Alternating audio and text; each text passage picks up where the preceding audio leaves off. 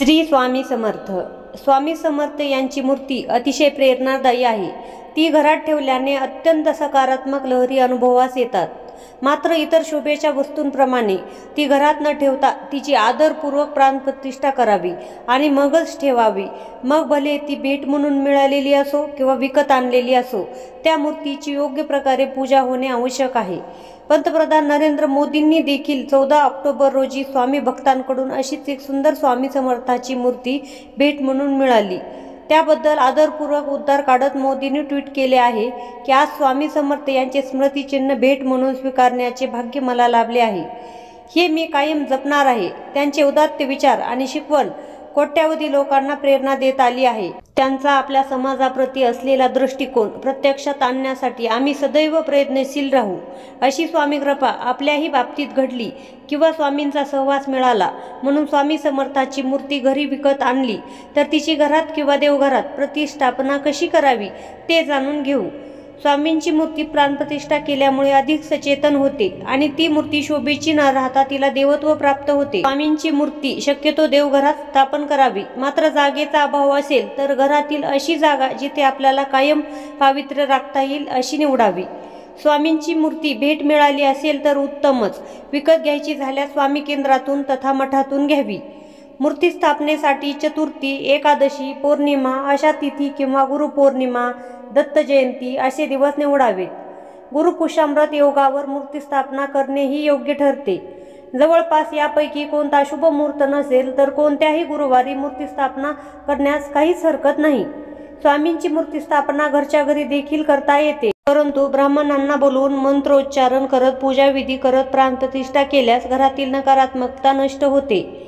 गुरुजी मिळत नसल्यास ताम्हनात मूर्ती घेऊन पळीपळीने स्वामींच्या मूर्तीवर दूध व पाण्याने अभिषेक करत श्री स्वामी समर्थ मंत्राचा जप करावा आणि तेव्हा गुरुजी उपलब्ध होतील तेव्हा प्राणप्रतिष्ठा करावी. ज्या दिवशी स्वामींच्या मूर्तीची घरात प्रतिष्ठापना कराल तेव्हा स्वामींसाठी गोड पदार्थाचा नैवेद्य बनवायला विसरू नका. स्वामींसाठी केलेल्या प्रसादाचे वाटप 4 घरात अवश्य करावे. रोज सकाळ संध्याकाळ स्वामींच्या मूर्तीसमोर दिवा लावावा आणि उदबत्ती ओवाळावी आणि स्वामींची प्रार्थना दररोज करावी. देव्हाऱ्यातील मूर्ती कशी असावी याबद्दल विष्णू धर्मोत्तर पुराणात 10 नियम मिळतात, ते सारांशाने बघूयात. देव्हाऱ्यातील मूर्तीची उंची अंगठ्यापेक्षा कमी व वितीपेक्षा जास्त असू नये. घरात 1 वितीपेक्षा जास्त उंचीची मूर्ती स्थापन केल्यास संतती दोष तयार होतो. मूर्ती प्रमाणापेक्षा लहान असेल तर मृत्यूकारक ठरते, उच्चाटन करते व धनाचा नाश करते. प्रमाणापेक्षा मोठी मूर्ती दुःख देते, देहनाश करते.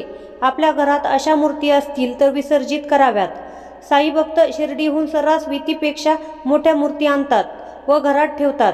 श्रद्धा वगैरे ठीक आहे, पण मला माफ करा, एखादी कृती शास्त्रसंमत नसेल तर तसं मला सांगावंच लागेल.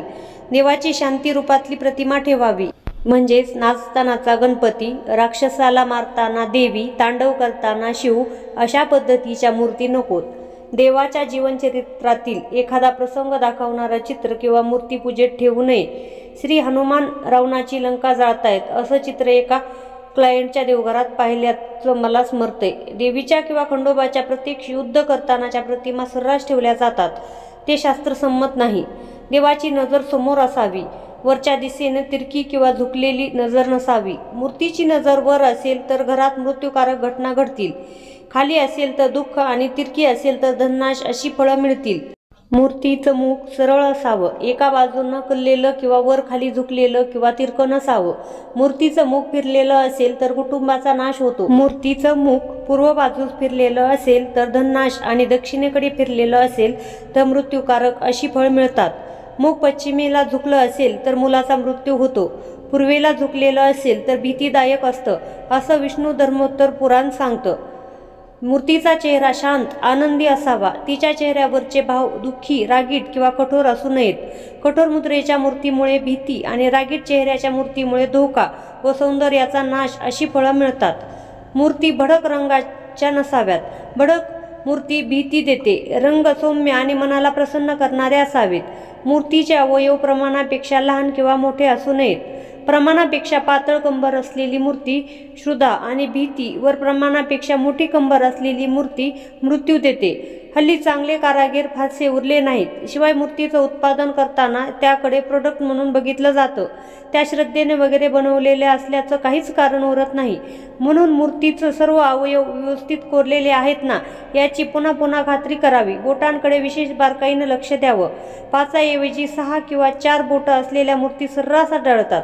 किंवा बोटांच्या जागी नुसत्याच रेषा ओढलेल्या असतात. त्यामुळे बोटं बोटांसारखी दिसतच नाहीत. डोळे, नाक, कान, आयुध व्यवस्थित कोरली आहेत ना याची पुन्हा पुन्हा खात्री करावी. उत्तम फिनिशिंग नसलेली मूर्ती मृत्यूकारक ठरते. मूर्ती सुबक या प्रमाणात मोडणारी असावी.